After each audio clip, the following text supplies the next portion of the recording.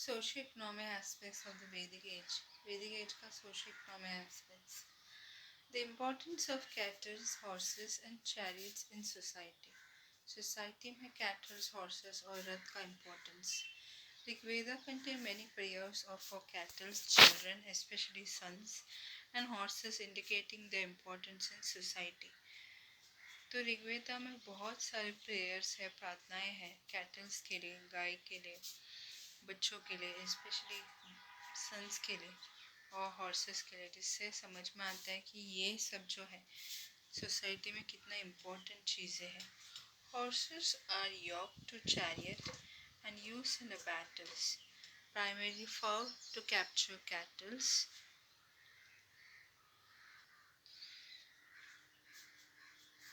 Rigved, okay. Horses were yoked to chariot used in battles, primarily for to capture cattle, land for pastures and growing crops like barley, water and people. Horses जो थे उनको रथ जो थे लेके जाते थे. Horses जो थे चैरियट को चैरियट से उसको बांधते थे, रथ से बांधते थे ताकि बैटल्स में उसको यूज़ हो सके, या फिर कैटल्स के लिए या ज़मीन के लिए, पैस्चर के लिए, खेती के लिए यूज़ कर सके, या पानी के लिए, या लोगों को ट्रांसपोर्ट करने के लिए यूज़ कर सके. Description of people in the Rig Veda. The obtained wealth was distributed among land leaders, priests, and people, and some were used for yajnas or sacrifice, offering into fire for gods and goddesses, which would include ghee, grains, and animals. तो ऋग्वेदा में जो लोगों के बारे में describe किया था वो था कि वेल्थ जो मिलता है लीडर्स को, लीडर्स, प्रीस्ट और लोगों में डिस्ट्रीब्यूट होता था. कुछ यजनास के लिए, सैक्रिफाइस के लिए यूज़ होता था, जिसमें से यजना होता था गॉड और गॉडेसेस को ऑफर करने के लिए, जिसमें से घी, ग्रेन्स और एनिमल्स को यूज़ किया जाता था. Most men participated in wars. There was no regular army, but assemblies were there, where war and peace matter were discussed and leaders, often brave, skillful warrior, were chosen. ज़्यादातर आदमी जो थे Wars में, मतलब लड़ाई में पार्टिसिपेट करते थे. तो यहाँ पे कोई रेगुलर आर्मी नहीं था. यहाँ पे एक पंचायत होता था, एक असेंबली होता था लड़ाई और पीस के बारे में डिस्कस करने के लिए, जिसमें से लीडर जो थे, जो काफ़ी स्किलफुल वॉरियर थे, उसको चुना जाता था. Words to describe peoples. People in the Rig Veda are described in terms of work, language, place, family, communities, and cultural practice. लोगों के बारे में जो डिस्क्राइब किया ऋग्वेदा में, जैसे कि उनके काम, उनका भाषा, उनकी जगह, उनका फैमिली, कम्युनिटी और कल्चर प्रैक्टिस कैसा था. Two groups described by the work. Priest, Brahmins performing rituals and rajas, different from later rajas, as they had no capital, palaces, armies or taxes, and so did not automatically succeed father. तो दो लोगों के बारे में बताया गया है, एक प्रीस्ट के बारे में, पुजारी के बारे में जो ब्राह्मण्स होते थे, और राजा के बारे में. तो जो प्रीस्ट होते थे ब्राह्मण्स, ये लोग रिचुअल्स करते थे, ये लोग पूजा पाठ करते थे. और राजा जो थे, अलग अलग जगह के राजा होते थे. उनको कोई पैसे नहीं कमाते थे, उनके पास कोई पैलेस, आर्मी, टैक्सेस नहीं था.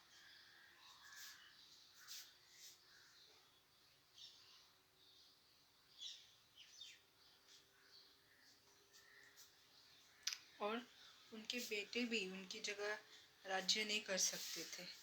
The community as a whole was described by two words, yajna and wish, leading to reference like Puru jana or wish, Bharata jana or wish, Yadu jana or wish, etc.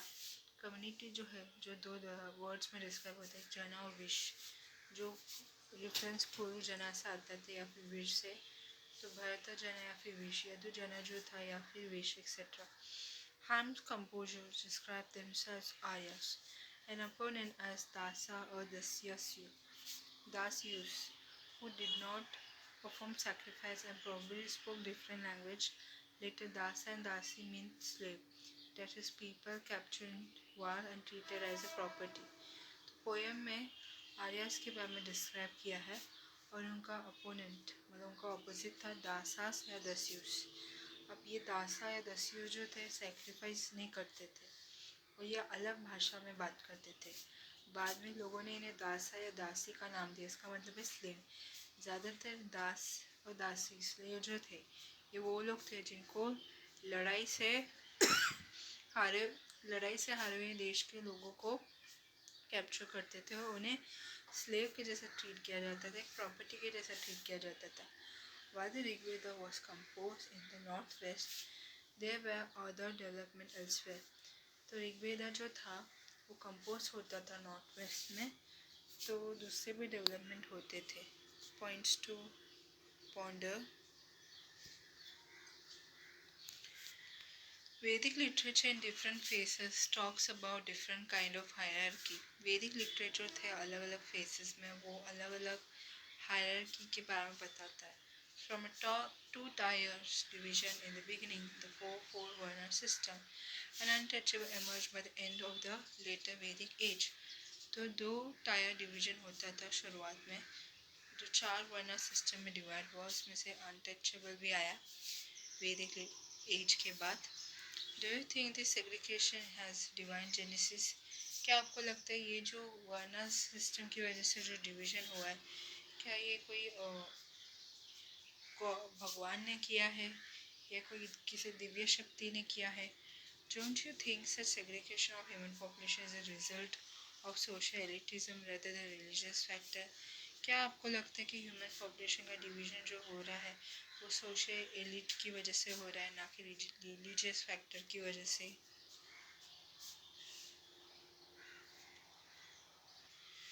Unraveling the mystery of megaliths in ancient India. Exploring archaeological evidence like megaliths is necessary. We shed light on the practice and culture in other part of the ancient Indian during Vedic periods. तो megaliths का mystery ancient India में, तो exploring archaeological evidence like megaliths is necessary, which sheds light on the practice and culture in other part of ancient Indian during Vedic period. तो archaeological evidence का exploration जैसे megalith ज़रूरी था, जो practice और culture के बारे में हाईलाइट करते थे एंशियंट इंडिया के बारे में वैदिक पीरियड के वक्त. Silent Sentinels, the story of the megaliths.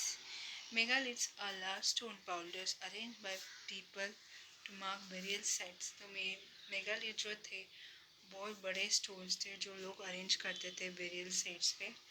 The practice started about 3,000 years ago and was prevalent in the Deccan, South India, Northeast and Kashmir.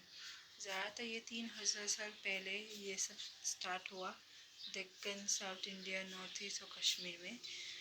Some megalithic sites were on the surface or the underground. कुछ megalithic sites जो थे surface पे थे, बाकी underground में थे.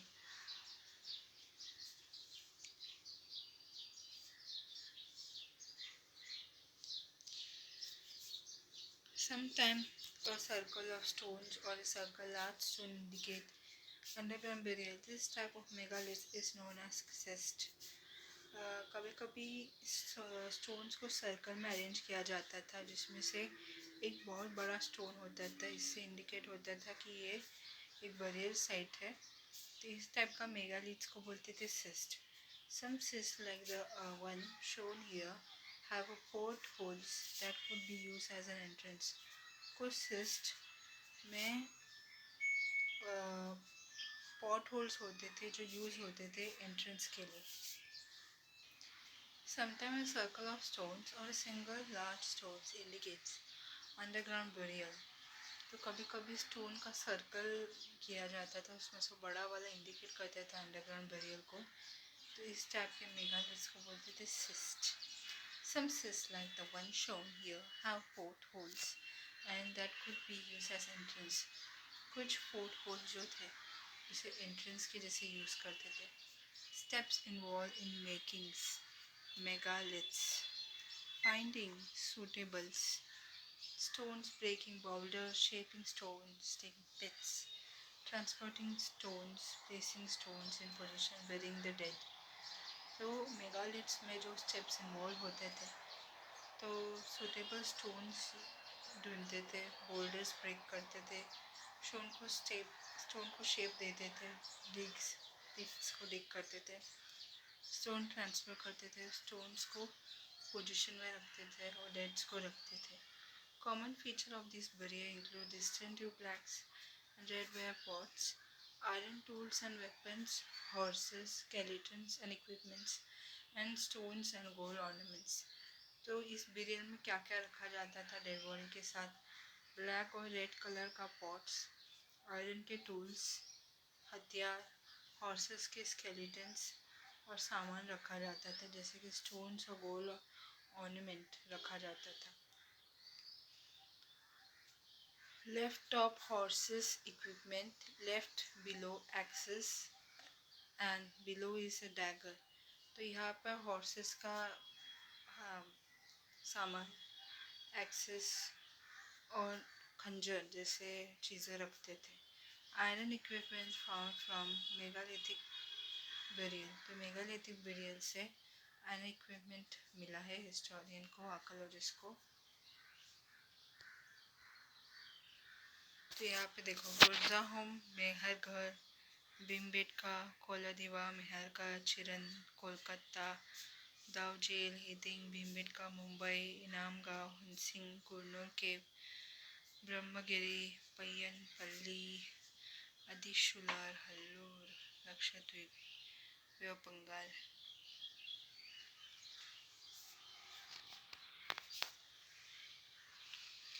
Finding out about social difference from burial sites. So, burial sites है social difference को ढूंढना. Archaeologists believe that objects found with a skeleton likely belong to the deceased. Archaeologist का विश्वास है कि जो ऑब्जेक्ट मिलता था स्केलेटन के साथ वो मरे हुए लोगों के साथ बिलोंग था. Variation in the number and value of object found in Graves suggest social difference.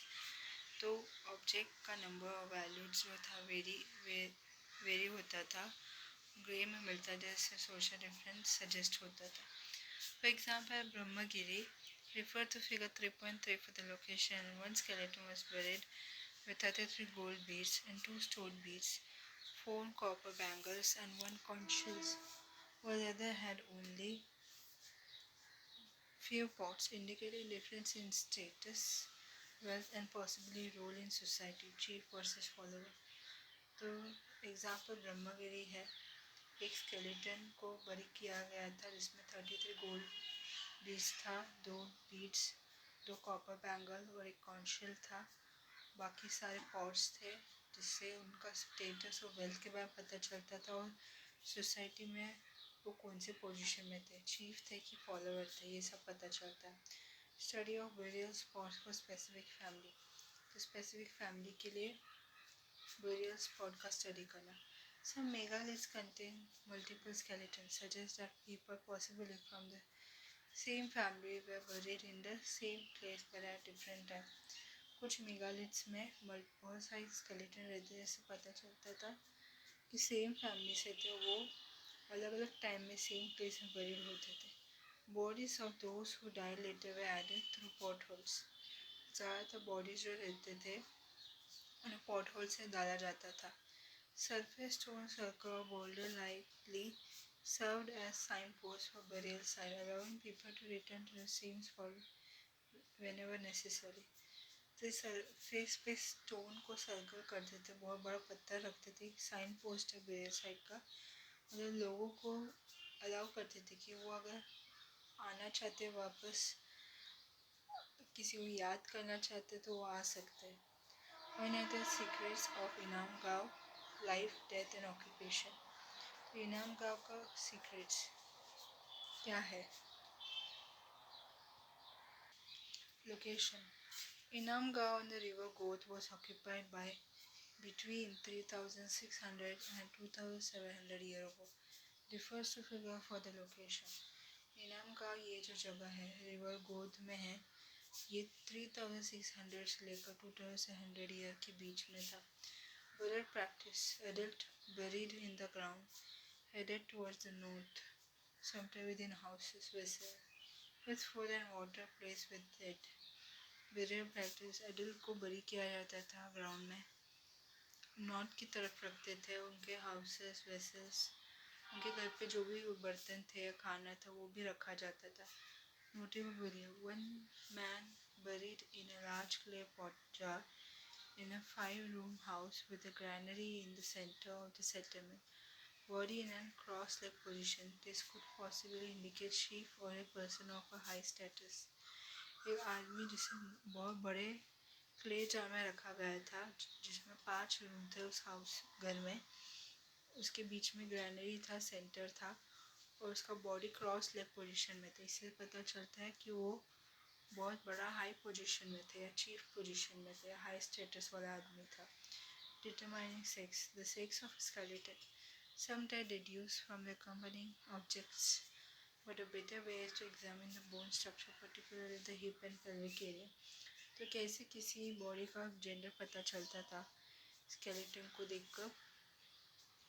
तो उनका जो भी ऑब्जेक्ट जो थे, जैसे कि अगर बैंगल्स है तो पता चलता था कि ये लेडी है करके, या किसी के पास अगर खंजर है तो इससे पता चलता था कि वो आदमी है। दूसरा बोन का स्ट्रक्चर, स्पेशली चिप, हिप या फिर पेल्विक एरिया। तो लेडीज़ का पेल्विक एरिया काफ़ी बड़ा होता है, तो उसकी वजह से भी आइडेंटिफाई होता था। Charak Samhita ancient text, a physician Charak stating the human body has 360 bones, including teeth, joints, and cartilage, compared to 200 and recognized in modern anatomy. Charak Samhita ancient text है जो चरक ने लिखा था, जिसमें उसने बताया था कि ह्यूमन बॉडी में 360 बोन्स होते हैं। इसमें से दांत है, जॉइंट्स है, कार्टिलेज है। उसको 200 और बोन के साथ कंपेयर किया है मॉडर्न एनाटॉमी में। Insight from skeleton studies, difficulty in differentiation.